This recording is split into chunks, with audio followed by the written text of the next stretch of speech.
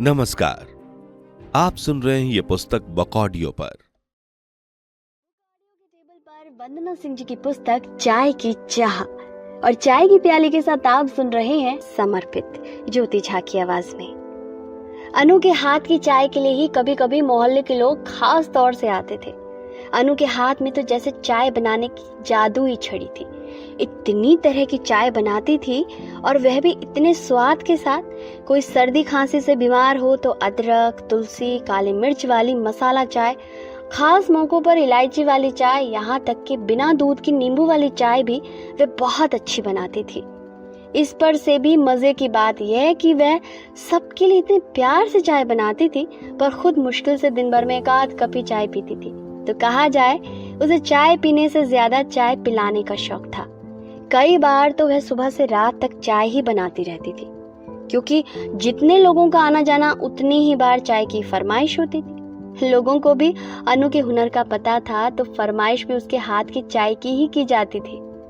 अनु मेरी छोटी बहन है, जो मुझसे 5 साल छोटी है, लेकिन ना जाने क्यों उसके सामने मुझे लगता है मैं उसकी छोटी बहन हूँ और वह मेरी बड़ी बहन। इतनी समझदार, इतनी सुलझी हुई, इतनी बेबाक कि किसी भी परिस्थिति को वह अकेले ही संभाल ले। उसने मुझे बिल्कुल बड़ी बहन जैसे संभाल कर रखा था। मैं पहले स्वभाव से कम बोलती थी।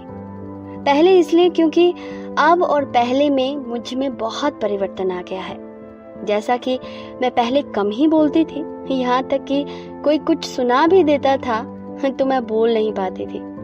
वही मेरी बहन अनु के सामने कोई मुझे कुछ नहीं बोल सकता था, या यूं कहूँ मेरे सामने वह मेरे लिए ढाल बनकर तैयार रहती थी। शायद मेरा नेचर पहले कम बोलने के पीछे यही कारण था कि मुझे कभी भी अपने लिए खुद आवाज उठाने की जरूरत ही नहीं पड़ी।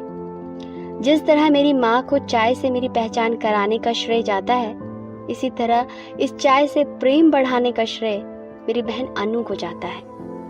इसलिए तो जब ये चाय पर किताब लिख रही थी तो मेरी आंखों के सामने कितनी ही बार अनु आ जाती थी और दिल करता था काश वह यही आसपास होती, अपनी मुस्कान और मेरे लिए एक कप चाय के साथ। जब मैं कविताएं लिखा करती थी और लोगों को उनके लिए कुछ पंक्तियां लिख कर देती थी, तब हमेशा वह कहती थी, दीदी कभी कुछ लाइन मुझ पर भी लिख कर दे दो। तब मैं हंस कर कहती थी, मैं तुम्हारे लिए स्पेशल वाली लाइन लिखूंगी। तो आज चाय की चाह की ये कहानी अनु तुम्हें समर्पित है। मैंने जब भी चाय की मांग रखी, उसने हमेशा इसे पूरा किया। यहाँ तक कि रात के 12 बजे भी मैं उससे कह दूं, बहन एक कप चाय पिला दो, उसने हमेशा मेरे लिए चाय बनाया। जब मैं प्रेग्नेंट थी तब वह मेरे साथ ही थी। उस समय कई बार हम वीकेंड पर रात भर बातें करते थे। तब रात के 2 बजे भी उसने मुझे चाय पिलाया है। जब मैं स्कूल, कॉलेज या जॉब से भी वापस आती थी, उसकी चाय के बिना मेरी थकान नहीं जाती थी। अनु सिर्फ मेरी छोटी बहन ही नहीं थी, बल्कि 24/7 की सहेली भी थी। कभी ये एहसास ही नहीं हुआ कि वह मुझसे इतनी छोटी है। मैं सब कुछ उससे शेयर करती थी। वह भी सिर्फ मेरा चेहरा देखकर समझ जाती थी कि मैं आज खुश हूँ या आज मैं दुखी हूँ। मेरे मन को पढ़ने की कला उसे आती थी। हम दोनों बहनें सिर्फ कमरा ही नहीं साझा करते थे, बल्कि एक दूसरे के सुख दुख को भी बांटते थे। जब समय मेरी शादी का आया, तब भी यह जिम्मा बहुत हद तक उसने अपने ऊपर उठा लिया था। नए जमाने की नई शादियों में भी बहुत बदलाव आ गया है। आज पंडितों से ज्यादा मैट्रिमोनियल साइट एवं मैट्रिमोनियल विज्ञापन से विवाह होते हैं। मेरे लिए भी ऐसे ही रिश्ते ढूंढे जाते थे। अनु प्रत्येक रविवार अखबार में उपयुक्त रिश्ते, या यूं कहूं मेरी पसंद के अनुसार रिश्ते चुनकर उन्हें फोन करती थी। हेलो जी अंकल, मैंने अखबार में आपके लड़के से रिलेटेड डिटेल देखी है। मेरी बहन है जिसके लिए हम रिश्ता देख रहे हैं। इतना कहने के बाद अनु मेरी सारी जानकारी कद से लेकर पढ़ाई तक लड़के वालों को बताती। अगर सामने से उत्तर सकारात्मक मिलता तो बात फोटो और बायोडाटा पर शेयर करने की होती थी। उस समय हमारे घर पर डेस्कटॉप या लैपटॉप नहीं था, तो अनु ही इंटरनेट कैफे जाकर सभी लड़के वालों को मेरी फोटो और बायोडाटा शेयर करती थी। यह भी उसकी ही जिम्मेदारी होती थी कि बीच में फिर से जाकर लड़के वालों ने लड़के का फोटो और बायोडाटा शेयर किया तो उसे वह लेकर आए। इस प्रक्रिया के बाद हमारे पापा आगे की बातचीत करते थे, तो इसी प्रक्रिया को बार बार करते करते आखिर एक दिन हमारी मुलाकात मेरे वर्तमान के जीवन साथी से हुई।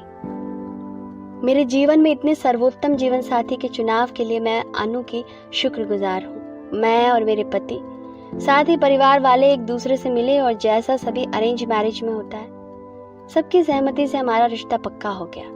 अनु ने सगाई से लेकर शादी तक के सारे कामों को बखूबी किया कि आज भी रिश्तेदार उसकी तारीफ करते नहीं थकते।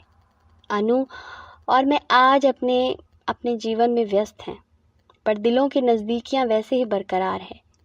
आज भी जब हम मिलते हैं, चाहे वो मेरे घर पे ही क्यों ना आए, जैसे ही मैं चाय बनाने जाती हूँ वह मुझे बिठाकर कहती है, बैठो ना दीदी, मैं चाय बनाकर लाती हूँ। यह सही ही कहा गया है। बहनों का रिश्ता समय के साथ और मजबूत हो जाता है। बहन हमेशा वही पहले वाली बहन ही होती है। आज भी अनु के हाथ की चाय में वही प्यार की मिठास घुली रहती है। तुम ना होती तो मेरी लेखनी में चाय की कहानी ना होती। तुम ना होती तो मेरी मुलाकात मेरी जिंदगानी से ना होती। तुम हो बहुत खास, दूर रहो या पास। तुमने ही जगाए रखी हमेशा मुझ में सपने देखने की आस। हम बहनों का रिश्ता भी बड़ा प्यारा था। बिन कहे ही हम एक दूसरे का सहारा था। कभी कभी कितना एक दूसरे को डांटा था। कपड़े कमरे से लेकर सुख दुख तक बांटा था। तुम ईश्वर का दिया उपहार हो। भगवान करे सदा ही ऐसा हमारा प्यार हो।